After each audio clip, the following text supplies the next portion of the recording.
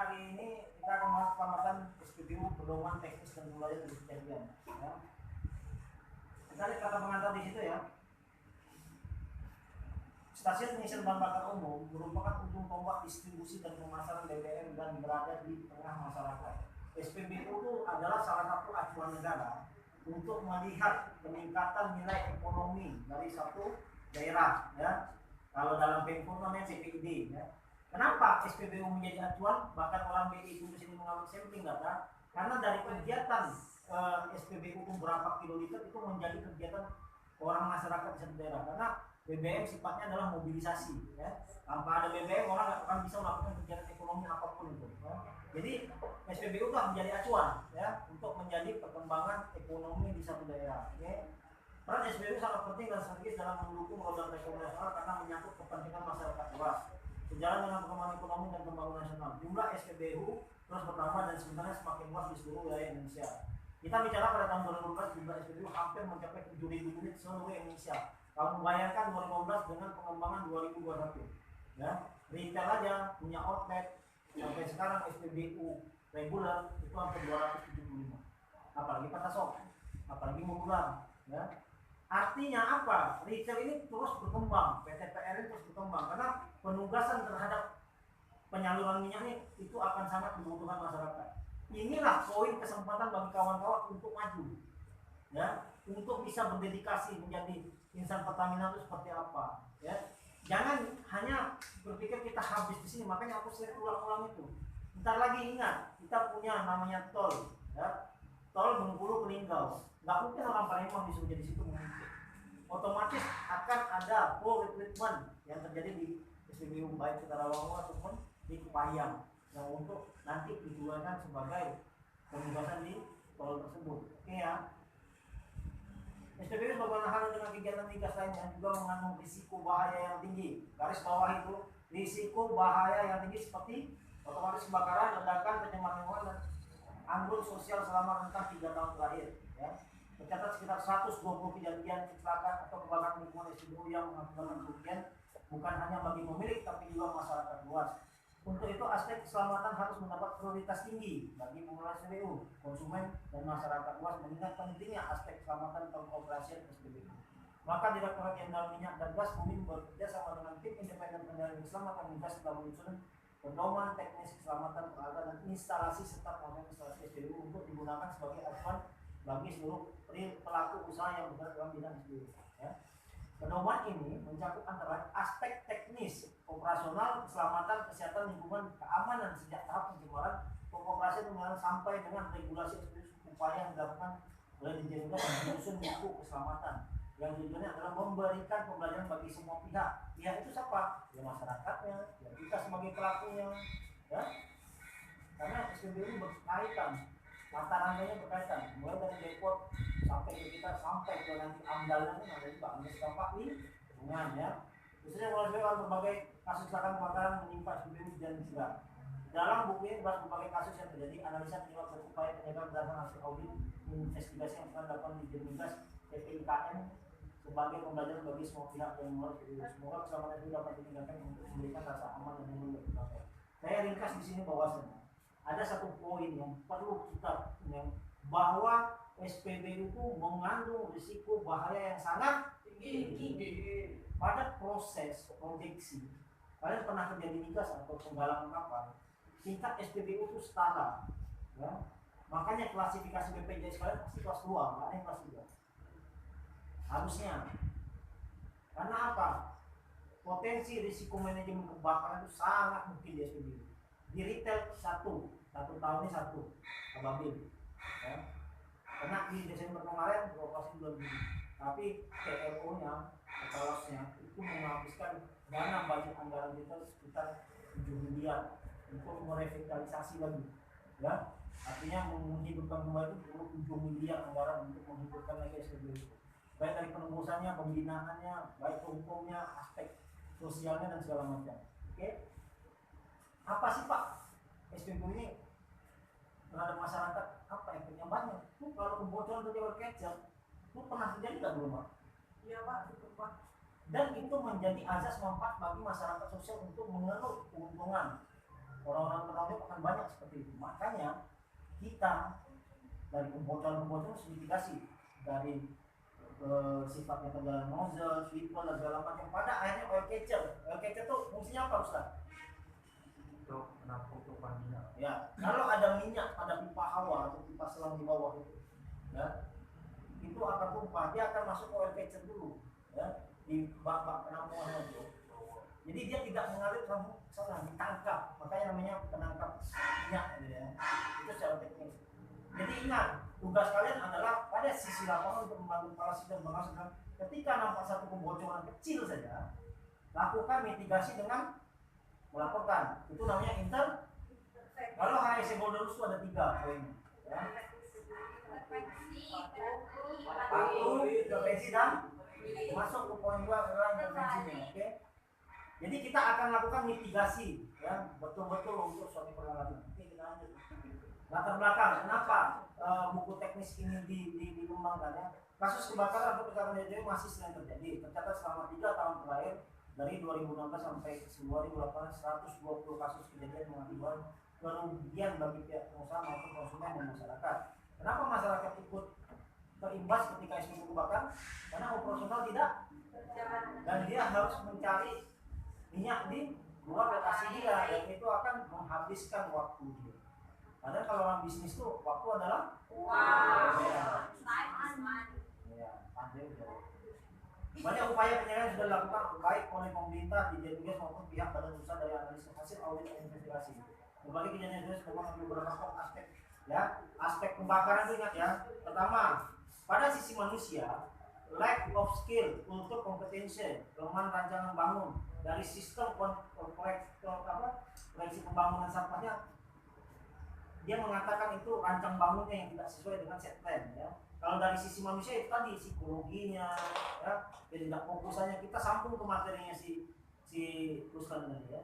Memang ada penyebab dari sisi psikologi dan sisi safas. Nanti ada di dalam itu, ya. Kelemahan rancang bangun seperti desain peralatan, instalasi, tata letak, rapian dan samping itu ditemukan juga kelemahan dalam pengelolaan keselamatan, lack of safety management seperti penerapan sistem manajemen keselamatan SMKM dan lainnya dalam upaya meningkatkan pemahaman serta untuk membantu badan usaha dan OSPBU menerapkan keselamatan. Maka di J13 DPIKM, ya, telah menyusun pedoman teknis keselamatan peralatan dan instalasi selama OSPBU. Buku ini penting sebagai panduan pelaku usaha pengelola SPBU rancang bangun, konstruksi, pengelolaan dan penanganan tanggap darurat. Dasarnya adalah SK Direksi SDM, ya. Pertamina itu di bawah Menteri Menteri SDM sebagai kontrol panelnya, ya. Sebenarnya dia, kalau kita di sini itu ATG-nya itu SDM, dia di bawah Kementerian BUMN, itu, ya. Baru ada Menteri SDM, Pertamina di bawahnya. Nanti di perbankan, di perbankan ada lagi, ya.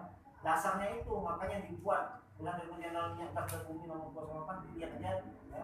Pedoman teknis keselamatan peralatan. Kenapa ini sangat penting, gitu kan? Kita lihat, ya. Kita masuk ke kita udah mulai masuk materinya. Kalian kerja dengan apa? Uap. Karakteristik bahaya bahan bakar minyak. Apa sih bahaya bagi kita? Karakteristik umum, uap BBM umumnya tidak mewarna, tidak terlihat dan tidak secara spesifik, ya. Sama lawan aja. Ya. 2. Uap BBM lebih berat dari udara. Jika terjadi kebocoran atau tumpahan uap akan menyebar ke sekitar sepanjangnya. Makanya kalau ada kayak di Pulau 4 Pertama itu tumpah dari gelas kacanya, sunblocknya itu pasti dia ke bawah, kan? Karena massa jenisnya lebih berat pada darah, tapi lebih ringan pada massa jenis air. Benar nggak? Ya. Minyak kalau campur air, minyaknya tetap di bawah. Itu massa jenis namanya, ya. Permukaan tanah atau laut parit dan turun ke level yang lebih rendah. Pengenceran kadar uap benar dipengaruhi oleh kondisi cuaca dan angin. Cairan BBM mengapung di atas permukaan air. Bila terjadi kebocoran atau tumpahan di area yang mengandung air, cairan BBM akan menyebar mengikuti aliran dan mencapai daerah sekitarnya. Ini yang paling kita takutkan. Biasa di depot kasusnya.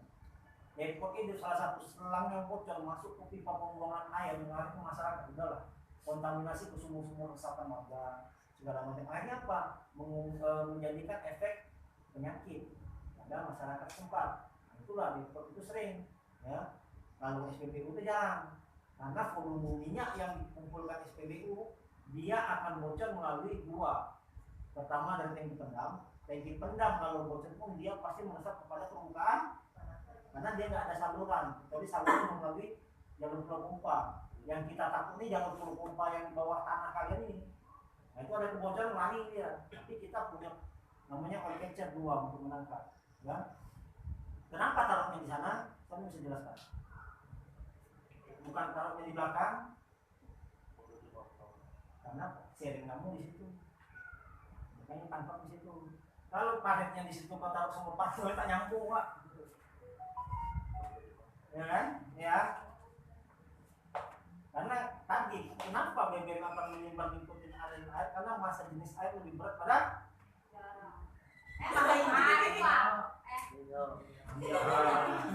yang kedua karena tadi bahaya bahan bakar minyak, bahaya kebakaran dan ledakan. Tentunya produk BBM merupakan bahan yang mudah terbakar atau flambé sesuai dengan titik nyala flash point masing-masing. Produk BBM jenis bensin memiliki titik nyala lebih rendah dari 0,1°C yang digolongkan sebagai produk mudah terbakar, highly friendly. Artinya ada dua produk dari Pertamina, mudah terbakar dan tidak mudah. Kalau secara satuan ukurnya, satu pakai siapa number, satu pakai ton ya. Produk BBM jenis solar memiliki titik nyala lebih tinggi dan bensin sehingga untuk bisa terbakar perlu pemanasan sehingga membentuk gas yang cukup oksigen. Solar itu pada satu saat bisa terbakar, paham nggak? Nah, solar itu bisa membakar, tapi pada titik tertentu dia nggak seperti sifatnya si bensin, ya. Tapi tetap bisa terbakar, ada potensial untuk terbakar, ya. Itu nanti hubungannya pada segitiga, ya. Segitiga apa? Uap BBM hidrokarbon untuk dapat terbakar harus bercampur dengan udara dengan komposisi tertentu yang disebut campuran mudah menyala. Selanjutnya, di dalam ruangan tertutup seperti tangki pendam dapat terbentuk campuran mudah menyala sehingga jika ada sumber panas atau api akan terbakar dan meledak. Ya. Kalau sifatnya storage, makanya yang sering kita lihat di TV yang sering terbakar yang meledak-ledak itu.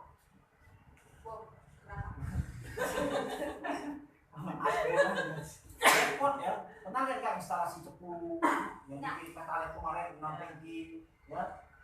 Ketika dia dah terkontaminasi dengan titik nyala api, di sifatnya SPBU juga begitu, tapi meledaknya pada skala tertentu dan dia tidak berulang-ulang. Tapi kalau sifatnya di Depok dia pasti dan mematikan di Depok itu sangat sulit ya. Dia nggak cukup dengan kalau teknis K3 di Depok itu ketika terjadi kebakaran dia nggak cukup dengan pompa apa damkar itu nggak bisa.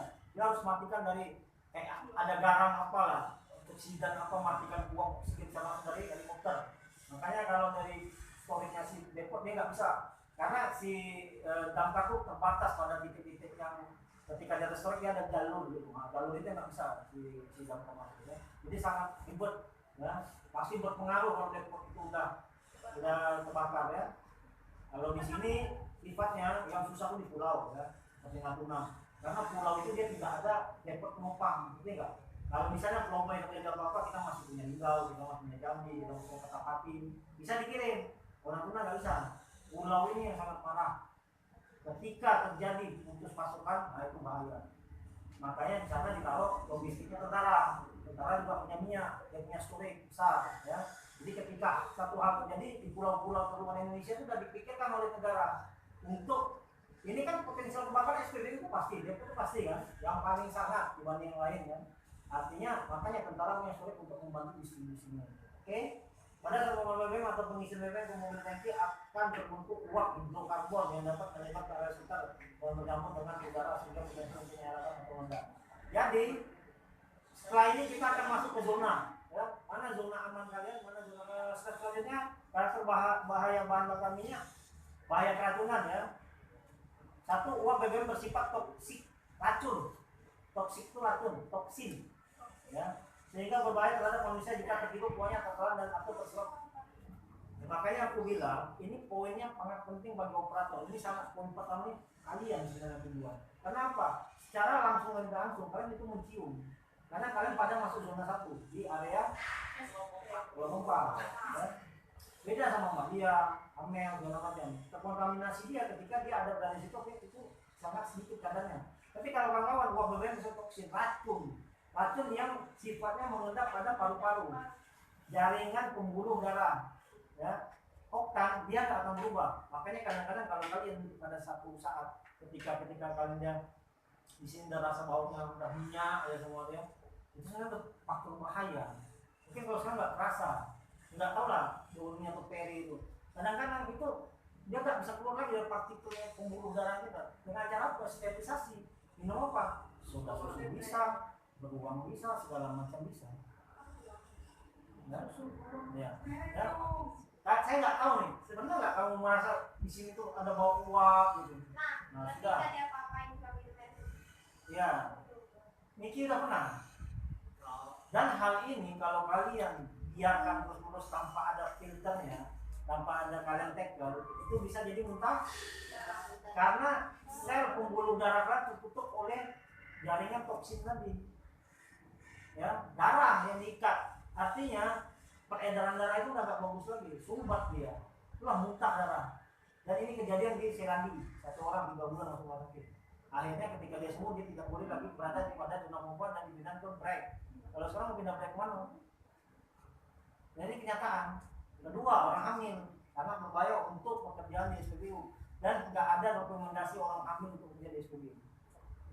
Oke? Kedua, absorption, nilai ambang batas untuk hidrokarbon dan zat-zat lainnya mati pada peraturan yang berlaku. Cara PWN dapat melakukan lemak sehingga jika terjadi kontak dengan permukaan kulit maka dapat mengikis lapisan lemak. Terkadang juga iritasi. Kalau kalian kena tumpahan BBM pertama turbo, premium ataupun apa, pada satu saat ketika nilai amunnya kulit gak kuat, itu pasti iritasi, merah-merah, gatal segala macam itu pasti terjadi. Ya? Itu juga berkaitan sama imun dan kekuatan tubuh mana kalian, sel darah merah yang untuk tahan, ya. Sehingga melakukan iritasi ringan tuh. Uap BBM disebut anestesis dan jika terhidup dapat menimbulkan rasa kantuk yang berakibat menimbulkan risiko kecelakaan. Ingat, seperti ada zat paracetamol di situ. Jadi flambe ketika kita minyak di blender, minyak tuh awal dari minyak kita terjadi pertama turbo segala macam tuh awalnya semua minyak dasar ya. Minyak dasar dimasukkan pabrikasi untuk difilter sedemikian rupa ditambah dengan aditif penambah oktan number. Itu blendingnya di Singapura. Kalau kata turbo nggak ada di negara misalnya dia punya alatnya, ya. Indonesia belum mampu, minyaknya kita punya, kita ke Singapura blending di sana, makanya harganya mahal. Lalu kita brandnya ada di sana, dia punya teknologi, ya. Makanya penguatan bau turbo itu dibanding pertama pasti tinggi turbo. Apalagi kawan-kawan yang bongkar minyak. Pada saat suhu tertentu panas, kalian harusnya menggunakan N95, disarankan, boleh pakai masker biasa aja. Karena ini kontaminasi ini bukan sifatnya 1-2 tahun, nanti 3, 4, 5 tahun yang kalian terasa. Pada akhirnya, pada usia 35 tahun ke atas baru terasa tuh remuk badan kalian seperti apa. Kalau kalian memang nggak bisa maintain dari sekarang itu namanya kesehatan, ya. Ingat ya, kita bekerja untuk jangka panjang, long season, bukan pendeset hari ini udah selesai nggak. Mau pikirkan ketika kamu nanti 5, 6, 7 tahun depan, walaupun umur Tuhan yang tahu, tapi kita bisa berencana, oke? Maintain betul-betul kesehatan. Jangan sayang dengan uang kalau untuk yang sifatnya kesehatan, obat, vitamin, buah segala macam. Daripada kita makan-makan yang tak jelas terus, kita habis-habis itu. Belum lagi mengatur pola hidup. Tuh masalahnya, ditambah lagi itu. Jadi seperti drama hidup ini. Yang tak harusnya kau pikir, kau pikirkan sekarang, ya. Misalnya begitulah, ya. Tapi kalian paham kan? Semua program yang disalurkan di SPBU harus dilengkapi dengan material safety data, ada MSDS-nya di pusat itu ada, ya. Makanya pencemaran lingkungan program itu kalau bahan B3 yang berpotensi pencemaran lingkungan melalui udara, air dan tanah. Ini sifatnya sudah diambil analisa dampak lingkungan. Makanya setiap SPBU itu harus punya UPL dan ya, nanti Mbak Dian bisa jelaskan dulu UPL apa, ya. Itu yang mudah dikaji oleh Dinas Lingkungan Hidup.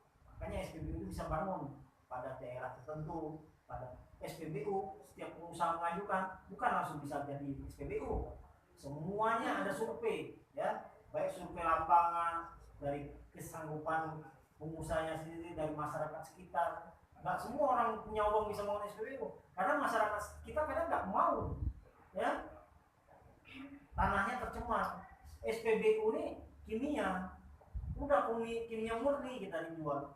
Kalian ini bekerja dengan bahan kimia, ya, sangat berbahaya yang sifatnya partikular, tak nampak, berbau, terhirup, ya, terhirup pasti. Ya. Bahaya listrik statis pasti. Listrik statis dapat terbentuk pada kegiatan operasi seperti saat pembongkaran dan pengisian BBM ke tangki konsumen. Listrik statis berfungsi sebagai sumber api yang dapat memicu terjadinya kebakaran atau ledakan. Listrik statis dapat terjadi karena adanya satu, ya, laju aliran BBM yang mencapai kecepatan tertentu. Dua, pengendapan partikel air atau partikel padat dalam tangki yang berisi BBM. Tiga, pembentukan gelembung gas atau udara pada produk BBM tertentu. Yang keempat, penggunaan bahan sintetis pada tubuh manusia. Dalam tubuh kita, secara otomatis kita punya namanya sintetis. Contoh, sekarang ini penggaris, kamu geser dekat tangan kamu. Coba lakukan, panas nggak? Karena manusia punya sumber panas pada diri. Itu contoh yang paling nyata. Kita nggak usah bicara dulu masalah handphone, ya.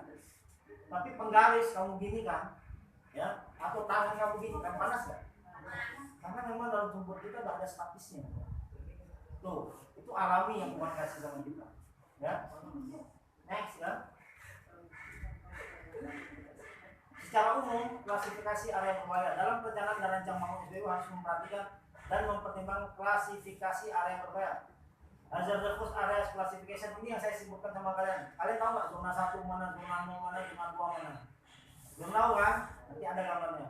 Untuk menentukan tata letak, jenis peralatan dan spesifikasi teknis sehingga pengoperasian dan pemeliharaan SPBU dapat terjamin keselamatannya. Penggolongan area berbahaya sangat penting untuk mencegah kebakaran dan ledakan dalam operasi SPBU. Tipikal tata letak layout. Ya. Tuh, coba ya. SPBU itu diilustrasikan seperti gambar satu.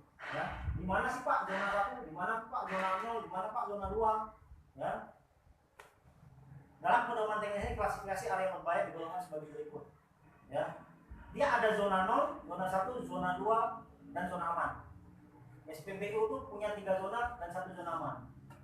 Dalam pedoman teknis ini klasifikasi area berbahaya digolongkan sebagai berikut. Namun tidak kemungkinan penggunaan standar yang lain. Artinya tata letak layout setiap SPBU berbeda. Ya.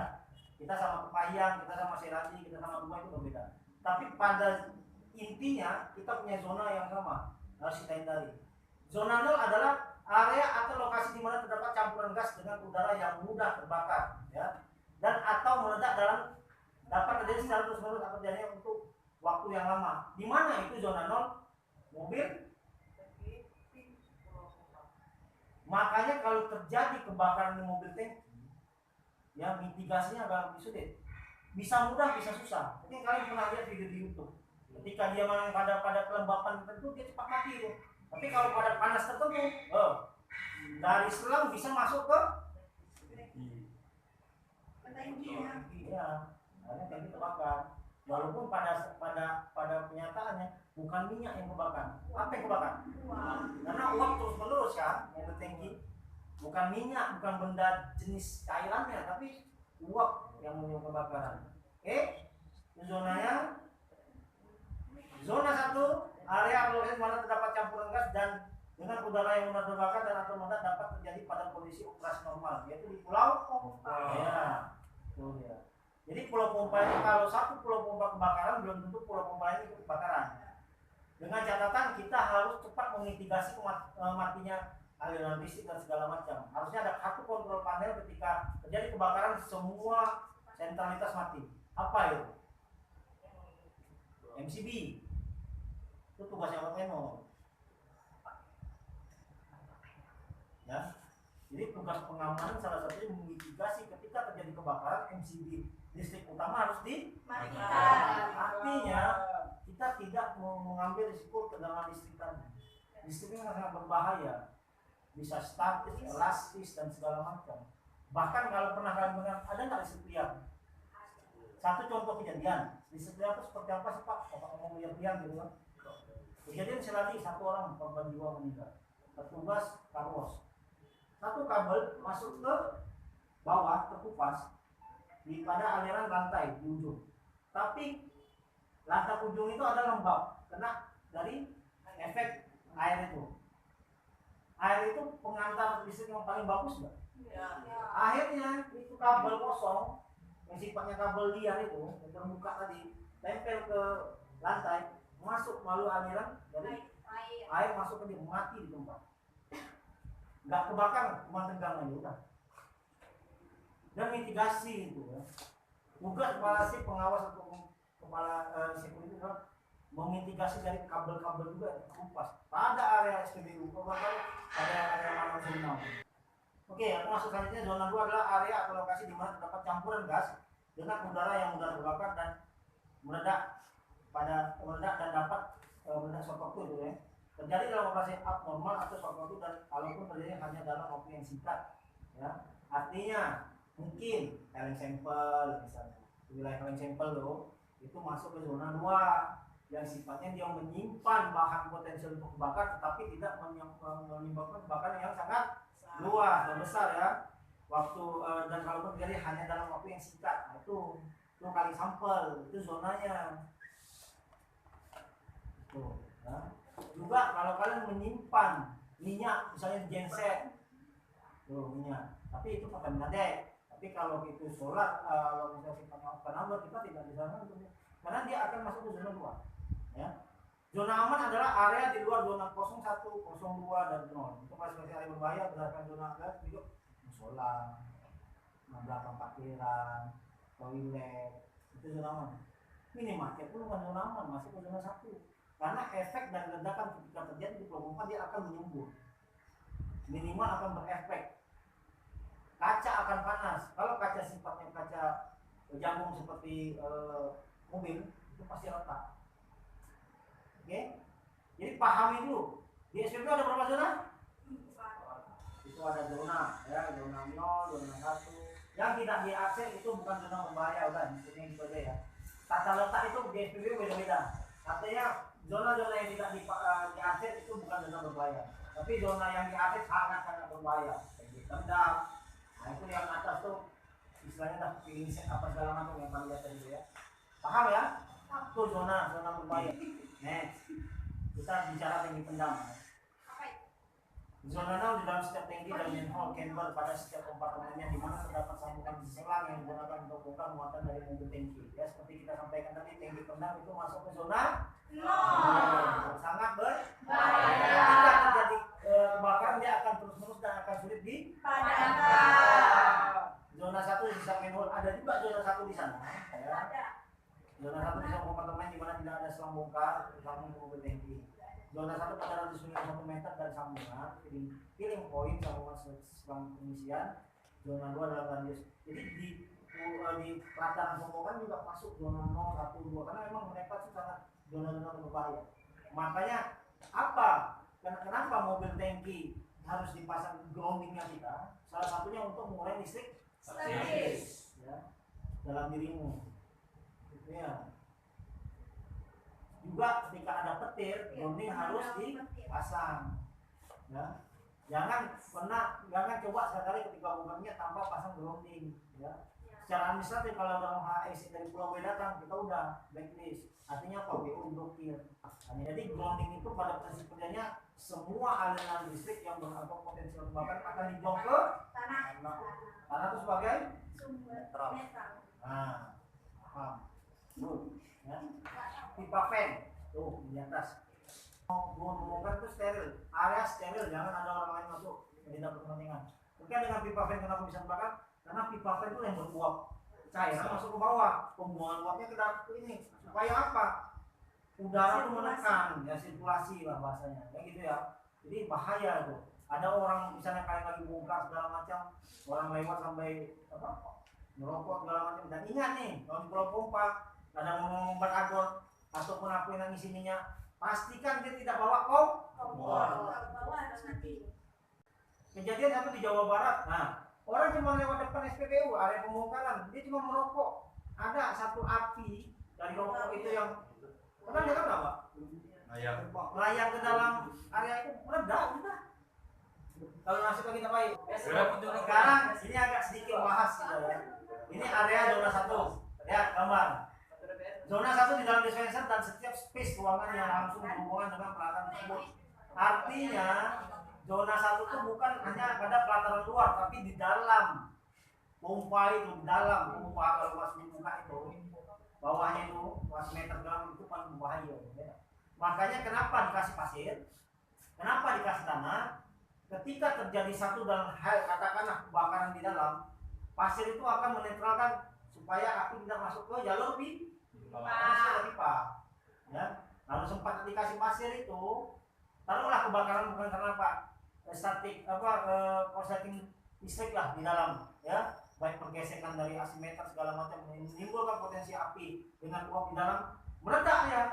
Kalian aman? Pak, di Pulau 4 itu waktu lagi jualan meledak itu dispensernya. Kenapa? Karena si itu tuh waktu membersihkan filter tuh kurang rapat pas nutupnya tuh, jadi ada tetesan-tetesan. Oke. Bocor. Tapi artinya ketika dia terjadi pada kasus itu, Mbak, meledak di dalam kan, Ya. tanpa menyebar keluar kan, karena dia ada cover. Itu covernya itu melanting. Covernya pasti nanting karena apa? Kanan, panas. Tapi bawah aman, kalau gali itu tanahnya, kalau pasirnya pipa pasti aman. Makanya pastikan lagi kepala sih, cleaning service dan security untuk memastikan pasir itu pada ambang batas. Ya, ini pada ambang batasnya juga kalau di pompa itu. Ambang batas sampai dia ke permukaan sebelum klep. Ketika itu buka saluran air minyak, biasa kalau kamu ngambil filter kan buka begitu, yang pelatuk itu, ya. Jadi kalau bisa dapat penuh beliau. Oke. Zona 2 dalam radius 20 cm sekeliling unit dispenser kecuali bagian atas dalam jarak 5 cm, ya. Zona 3 tergantung posisi kendaraan pada saat pengisian. Kita lihat ilustrasi gambar tersebut. Ada 2 posisi pengisian, benar tangkinya dan salah tangki. ya. Jadi pada posisi 3,6 meter secara horizontal dan di dinding dispenser sampai ke fitting point kendaraan dapat dengan 50 cm hingga dengan 1,2. Selang kamu akan melewati kalau salah tangki itu khususnya jangan mobil sub lah, mobil keluarga. Kalau mobil keluarga kita masih lewat di belakangnya. Ini remote pump, ya, guna dalam area pompa ya, radius 1 meter. Makanya secara teknis saya pernah share main Pertamina itu kan, jaraknya berapa? 1,5 meter. Ya, karena ada 1,25 meter, 1,25 jaraknya. Masih. Makanya dibuat spare 2,5 lagi untuk amannya dari statis itu. Apa sih faktor kebakaran di SPBU? Yaitu kan di statis salah satunya, ya? Yaitu radiasi, segitiga api, ya. Area parkir mobil yang untuk mengangkat BBM, ini udah sudah bahas di zona tadi lah, kita lewatin aja ya. Oke, kita masuk ke peralatan penanggulangan kebakaran keadaan darurat ya. Ya, sarana penanggulangan kebakaran di dalam SPBU harus tersedia alat penanggulangan kebakaran yang siap pakai dalam jumlah yang cukup sesuai standar yang berlaku. Peralatan penanggulangan lain berupa apar, alat pemadam kebakaran, instalasi tetap atau otomatis, ya. Ya. Jadi standar pemadam kebakaran harus sesuai dengan klasifikasi kebakaran dan lokasi penempatannya harus sesuai dengan standar yang berlaku. Jenis dan kapasitas alat pemadam kebakaran antara lain sebagai berikut. Tepung kimia kering 80 kg, apap lah kita taruh 86 ya. Kita ada 2 tepung kimia kering berapa? Powder kilo? Bagus semua lah.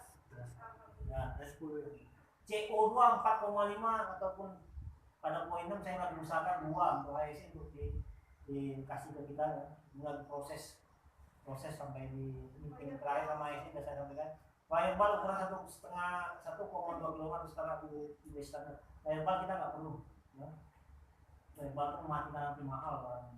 Jika ada api itu kita bisa merindingkan dia untuk mengumpulkan asapnya tanpa oksigen untuk mati oksigen itu. Dan itu tidak lazim digunakan di SPBU karena sistem kerjanya sangat rumit. Kalau apa kan kita tinggal tarik. Alat pemadam kebakaran kita setiap 6 bulan kali hasil dan tanggal pemadam bisa diumumkan pada tabung pemadam tersebut.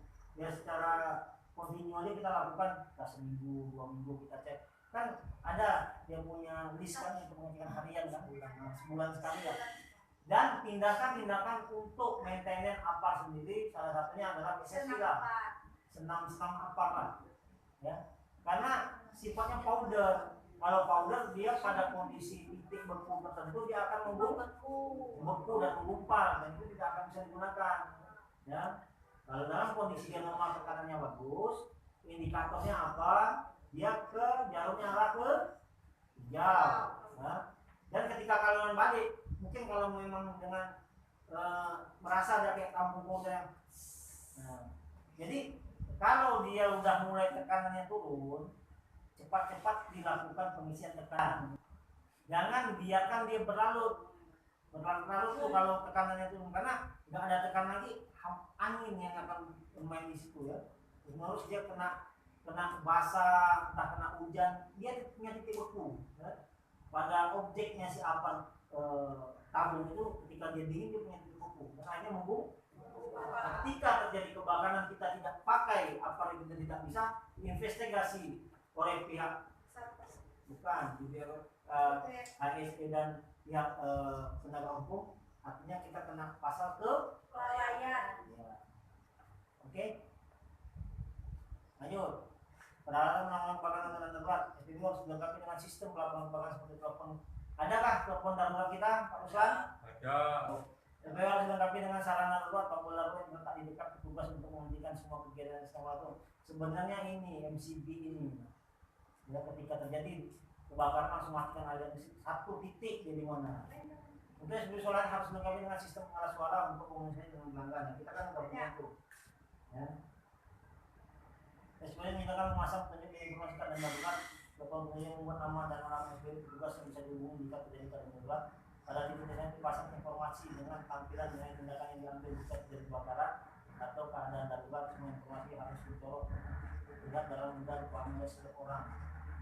Sarana keamanan, SPBU harus melengkapi dengan sarana untuk menjamin keamanan seperti pagar pembatas, kamera pemantau CCTV, komunikasi keadaan darurat dan penerangan.